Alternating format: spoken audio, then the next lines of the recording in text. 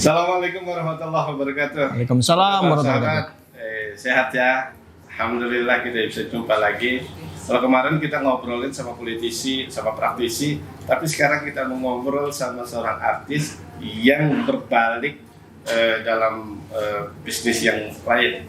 Dia sekarang menjadi pengusaha dan Tukang sepatu. mantan. Saya tukang sepatu aja, nggak usah disebut mantannya.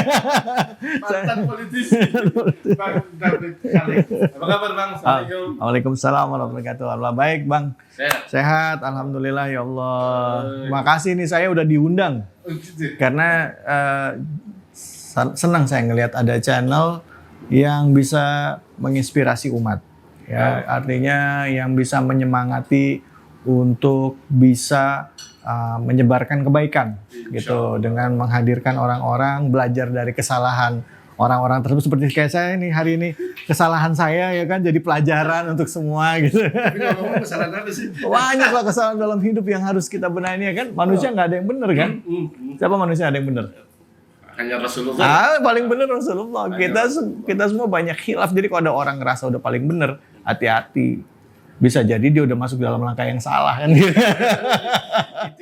Ya banyak salah karena manusia itu pasti tempatnya khilaf dan salah. Jadi kalau ada manusia yang ngerasa dirinya paling benar, udah pasti dia masuk dalam satu langkah menuju kesalahan yang besar gitu. Iya. Sebab manusia yang maksum, yang tidak punya kesalahan hanyalah Rasulullah Sallallahu Alaihi Wasallam.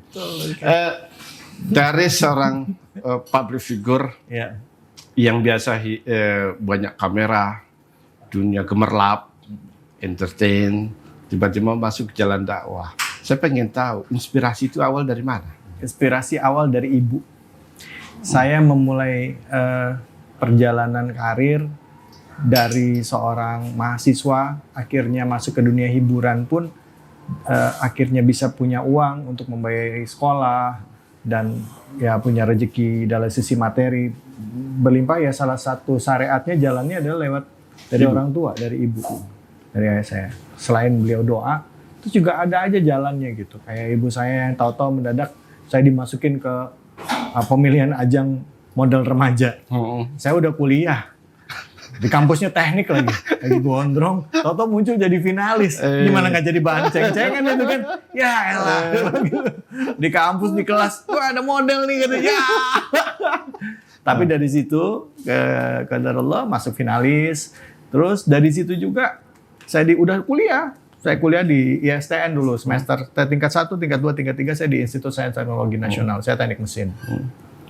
Jadi dunianya tuh sangat dunia laki-laki kami itu. Jadi ya berantem, ya anak teknik lah gitu. Tahu-tahu qadarullah juga di tahun yang sama setelah pemilihan ajang model itu juga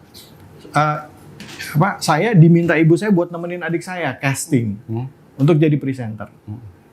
Adik saya Gimana jadi mana? di salah satu stasiun TV.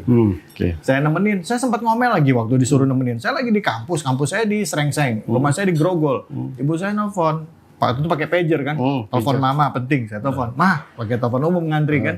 Kenapa mah? Anterin adik kamu, kasih. Aduh, mah besok mau ujian, udah anterin ya udah. Karena saya ibu tuh nggak berani saya bilang nggak. Dengan ngomel-ngomel dalam bus tuh saya pulang.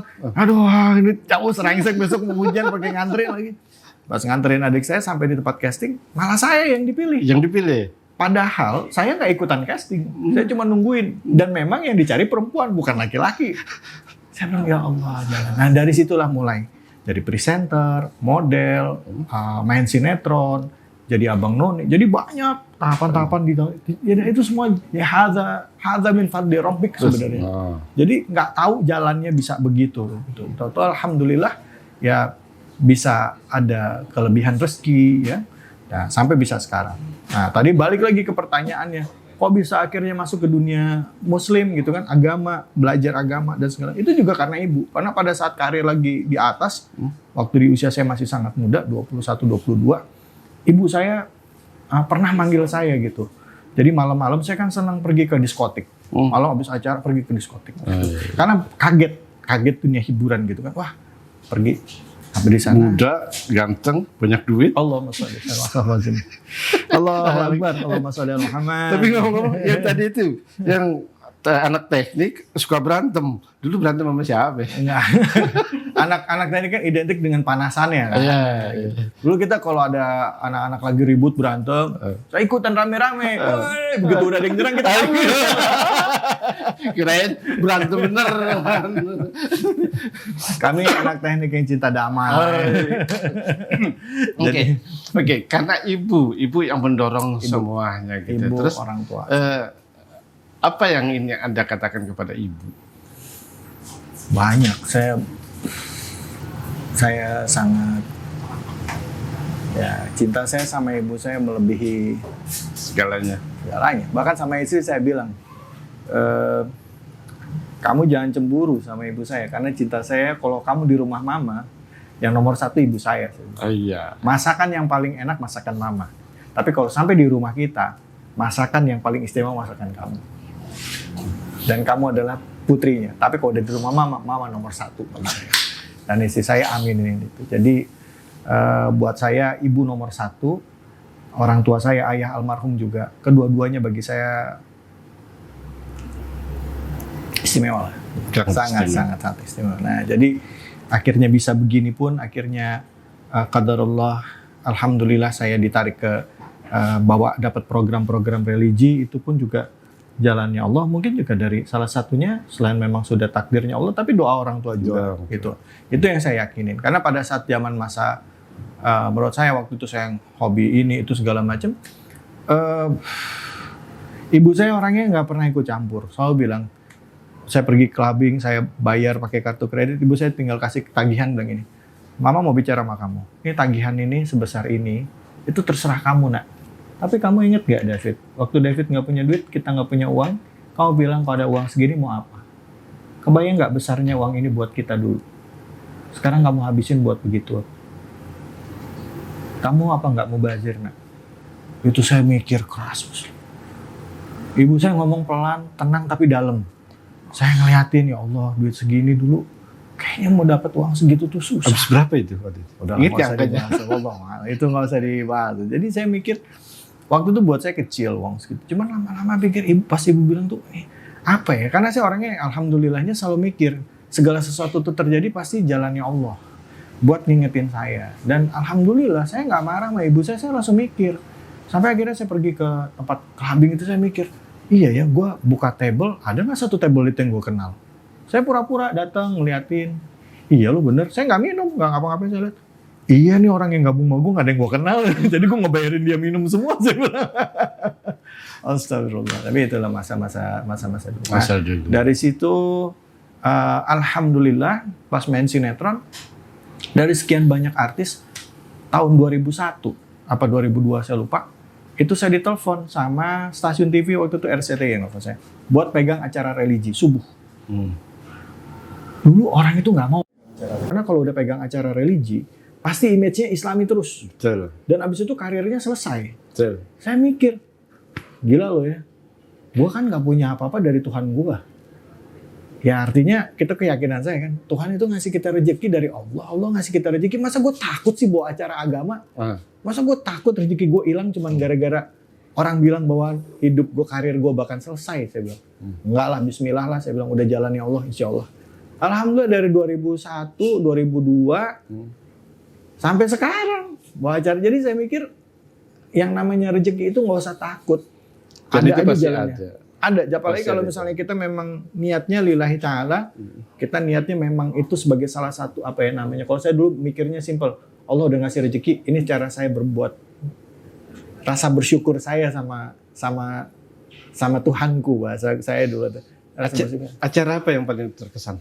Acara religi yang pernah dibawa yang paling terkesan? Saya pernah acara selain yang di RCTI waktu itu Ramadan, pertama kali saya lupa namanya apa. Saya semuanya berkesan, Mas. Saya 7 hari menuju tobat. Ketemu preman-preman itu bukan rekayasa, itu beneran. Oh, itu beneran aja? Beneran. Saya syuting hari pertama saya hampir ditampar sama preman itu, saya kaget, saya ditabuk. Oh, saya pikir, nih beneran apa bohongan sih? Saya gitu, apa bohong? Gue ditabuk beneran, saya bilang. Kurang ajar banget. Apa bohong saya, Bang? Wah, ya Allah. Nggak ngelawan? Apa? Nggak ngelawan? Kita udah dorong-dorong, udah dipisahin langsung. Saya bilang, nih beneran nih, saya bilang gitu. Kaget saya. Udah bang David, udah bilang. Astagfirullah, saya bilang, beneran nih gue. ditabok nih program apa saya nanya ini program beneran nggak sih? Gue dibilangin acara apa aja tuh main ditabok beneran sama preman. Hampir kena kelewang, hampir kena berantem, itu 7 hari menuju tobat. Terus kedua yang berkesan sama saya adalah program sama Quraisy Shihab, Tafsir Al-Misbah. Tafsir Al-Misbah. Terus Hasanah Islam yang sama Imam Besar Masjid Istiqlal sekarang sama Pak Profesor Nasaruddin Umar. Yang terakhir adalah Damai Indonesiaku. Itu menurut saya sangat berkesan. Nah, baru saya pegang ini. Alhamdulillah ini saya nggak tahu. Saya pegang program namanya Siraman Kolbu sama Ustadz Danu.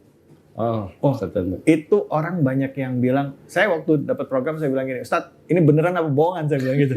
Kalau bohongan saya nggak mau ikutan, saya bilang gitu. Mas David lihat aja. Pas saya lihat, ya Allah. Oh beneran? Beneran Mas. Makanya saya bilang, nih kenapa kok bisa begini? Karena saya kan orang otak kiri. Saya anak teknik, pikiran saya soal otak kiri. Bahwa nggak mungkin ada yang pemikiran, ada yang, kita percaya ada yang goib, tapi yang kayak gini pasti rekayasa. Tapi pas lihat tadi, Masya Allah beneran. Sampai diem saya. Allahu Akbar. Terus saya bilang, Ustadz yang diajarkan ini bertentangan dengan syariat nggak? Saya bilang, Mas David, dijelasin bahwa yang namanya program yang kita pegang ini nih, saya cuma ngajarin orang buat tauhid. Tauhid maksudnya gimana? Saya tanya. Minta itu hanya pada Allah. Kalau berzikir itu jangan karena mau minta. Berzikir itu karena memang memuji dan mengagungkan Allah. Ya, nah, terus habis itu kalau memang mau minta kapan? Minta perlindungannya dalam doa. Karena Rasulullah nggak pernah ngajarin zikir itu untuk perlindungan. Memang. Iya dia bilang. Jadi tauhid Mas dilurusin. Tauhidnya doa. Baru saya ngikutin. Oh Masya Allah. Jadi alhamdulillah Allah itu mempertemukan saya dengan orang-orang yang kayak di Damai Indonesia kok ketemu Kiai Jainuddin MZ. Orang ngantri mau ketemu ulama, saya tiap minggu mau nggak mau harus ketemu. Jadi program religi itu menurut saya itu berkah. Kita bisa ketemu ulama kapan aja. Setiap seminggu sekali ulamanya ganti-ganti. Yang datang loh, bukan kita kunjungi tapi datang. Artinya, Masya Allah. Apa fabi ai ala irabbikum atukadziban. Nikmat mana lagi yang mau saya dustakan Mas? Gitu Ustaz. Gitu. Kalau tadi program ada yang paling terkesan, semuanya berkesan deh. Semua terkesan.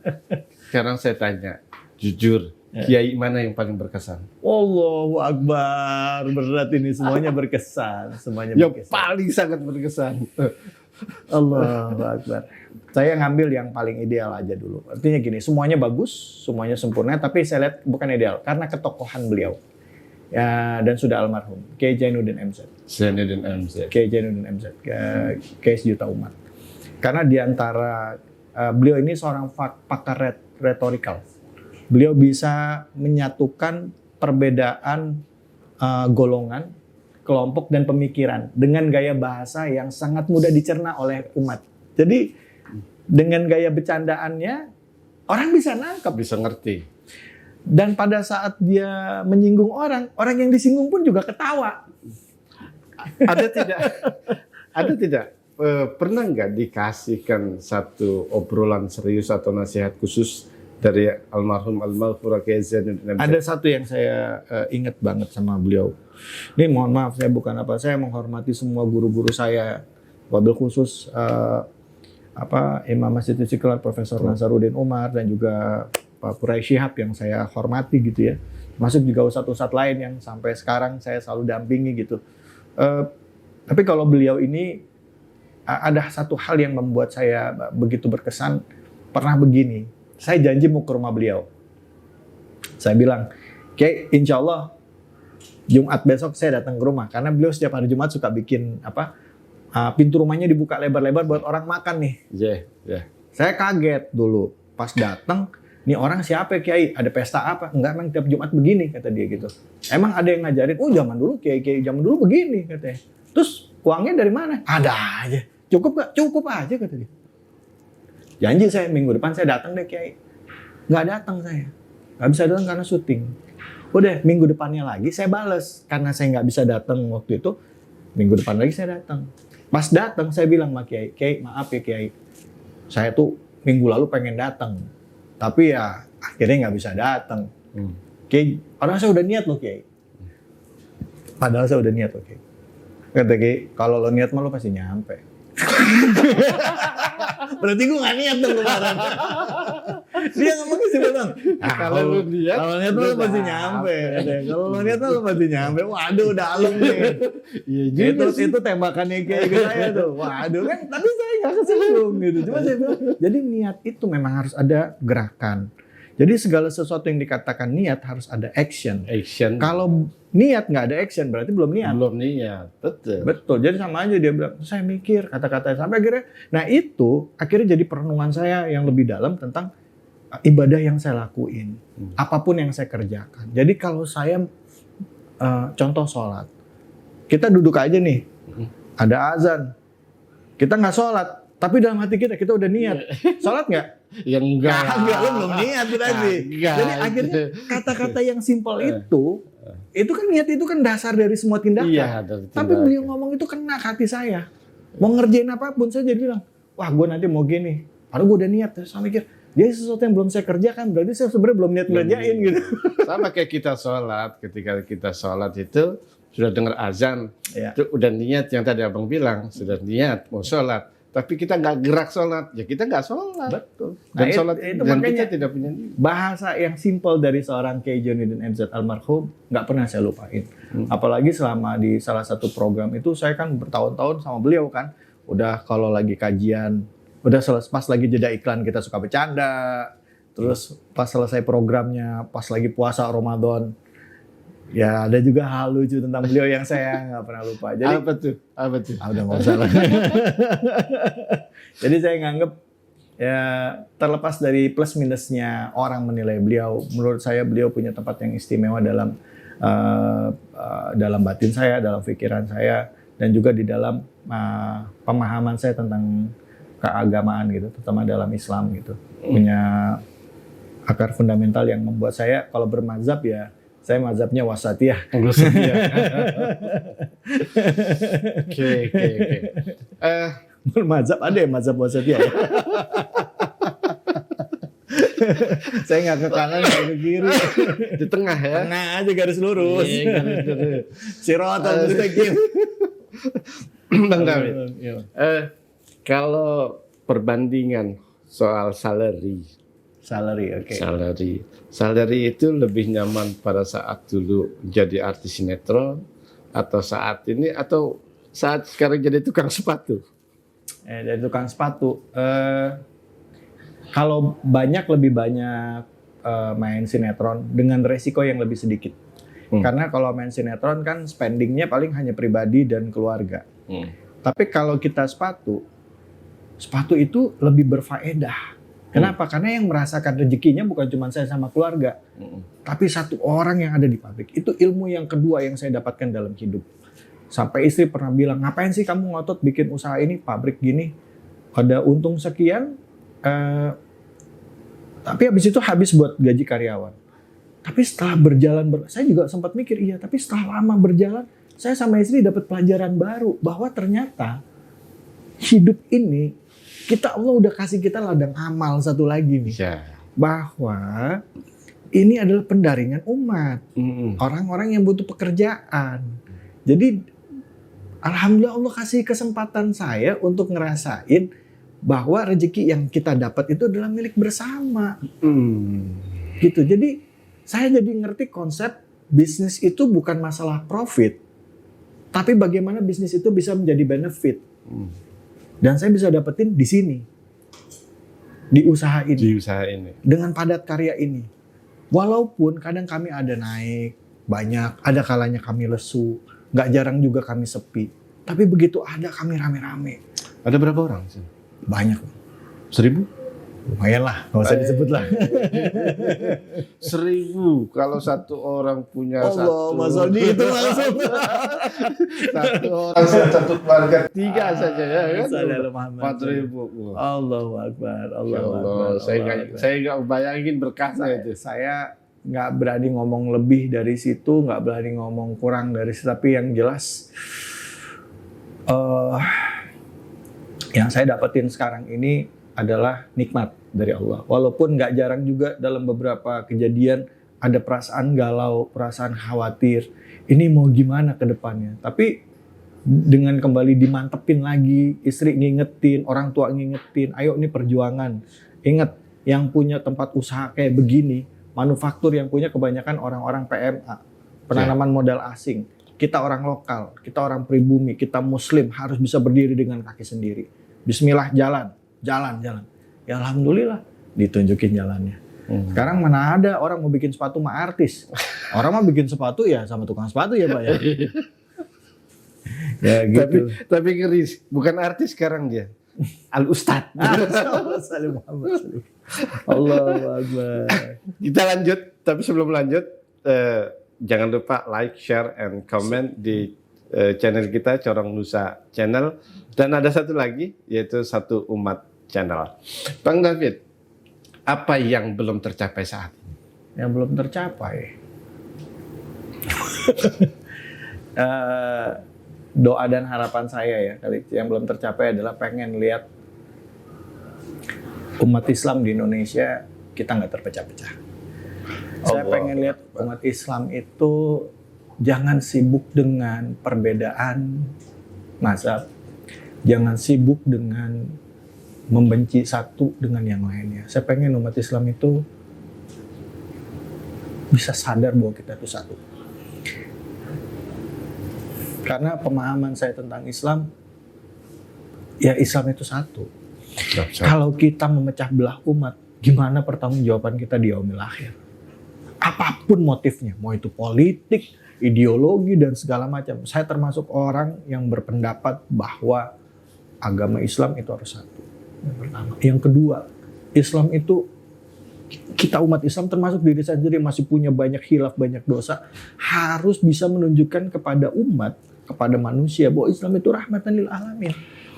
Karena sekarang ini orang berpikiran Islam itu selalu dianggap dengan teroris, kekejaman, kebencian, membenci orang yang beragama beda dengan Islam.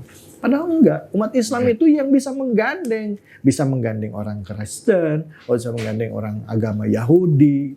Kenapa? Karena Rasulullah ngajarin kita. Nah sekarang yang muncul adalah saya merasa lebih baik dibanding yang ini. Saya merasa agama Islam lebih baik dari agama Kristen.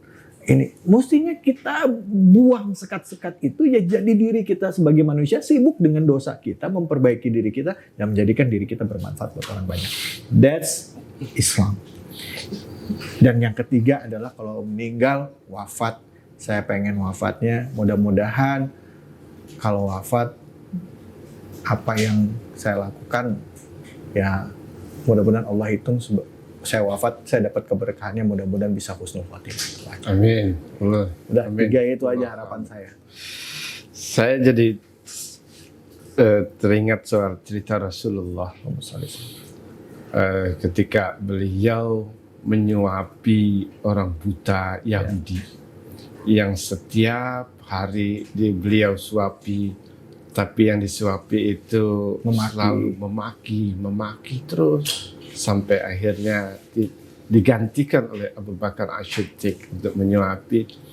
Si Yahudi ini tuh bilang rasanya berbeda, dan ketika dia tahu bahwa itu adalah Rasulullah yang akhlaknya seperti itu dan dia masuk Islam. Ya. Saya menganggap bahwa inilah Islam yang sebenarnya. Islam yang harus bisa merangkul seluruhnya. Bukan Islam yang memecah, bukan Islam yang harus menonjolkan dirinya bahwa sayalah yang paling. Itu cita-cita kita sama. Insya Allah. Ya, kita harus gitu. Kita nggak perlu jadi orang Islam itu nggak perlu pakai baju koko, nggak perlu pakai jubah. Just dengan mengakui ketauhidan, berlaku baik terhadap sesama, menjadikan diri kita bermanfaat bagi orang banyak, berakhlak yang baik, itu Muslim. Itu Muslim. Ya. Dan pada saat nanti di yaumil akhir kan Allah yang hitung. Masuk surga atau enggak itu urusan Allah. Itu urusannya Allah. Kita bukan ahli surga. Saya jadi lagi teringat kisahnya Rabi'ah Al-Adawiyah.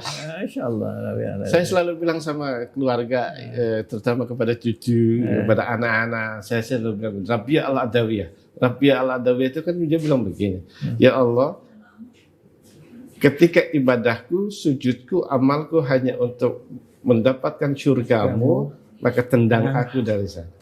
Terus ketika ibadahku, amalku, sujudku untuk takut nerakamu, maka pedamkan aku dalam neraka yang paling dalam.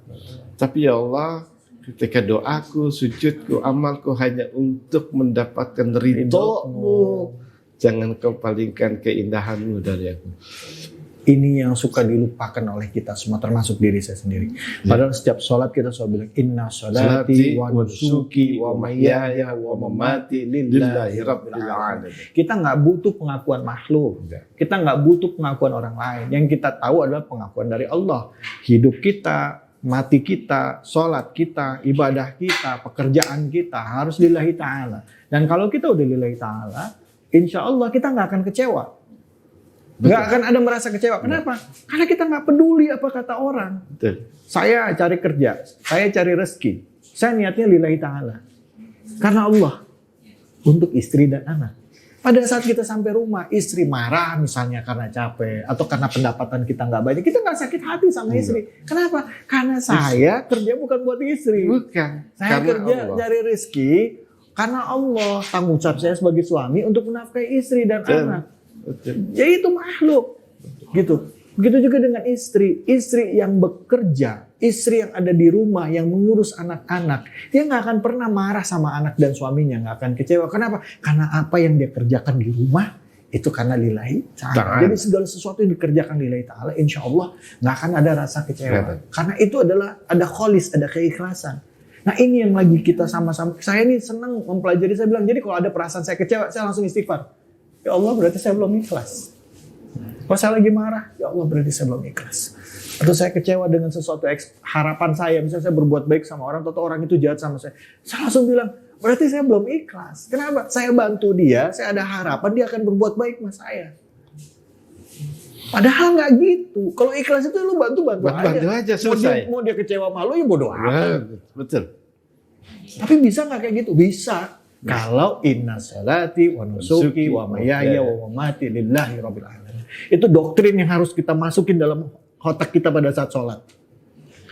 Dan banyak mohon ampun sama Allah. Jangan ngerasa paling benar, jangan pernah ngerasa paling baik. Mohon ampun atas ujub kita, riya kita, suuzon kita, amarah kita setiap hari, setiap detik. Ya mudah-mudahan Allah dengan kita mohon ampun, doa kita gampang bisa diijabah Allah. Dan kita mohon ampun, insya Allah doa kita pun ikhlas lillahi ta'ala, benar-benar ada kebaikan. Saya mau ngobrol banyak, tapi karena waktu juga yang memisahkan kita. Mudah-mudahan ini bisa bermanfaat. Dan sahabat, tadi Bang David bilang, Inna salati wa nusuki wa mahyaya wa mamati lillahi rabbil alamin. Saya yakin kita semua pasti bisa melakukan itu. Yang penting inna amalu binniyah, kita luruskan. Ada banyak yang mau saya bicarakan, tapi karena waktu juga yang memisahkan, kita harus akhiri. Insya Allah kita akan jumpa lagi. Sebelum saya tutup, jangan lupa like, share, and comment di channel YouTube kita, Corong Nusa Channel. Billahi taufiq wal hidayah. Wassalamualaikum warahmatullahi wabarakatuh. Waalaikumsalam warahmatullahi wabarakatuh. Makasih Bang, mohon maaf.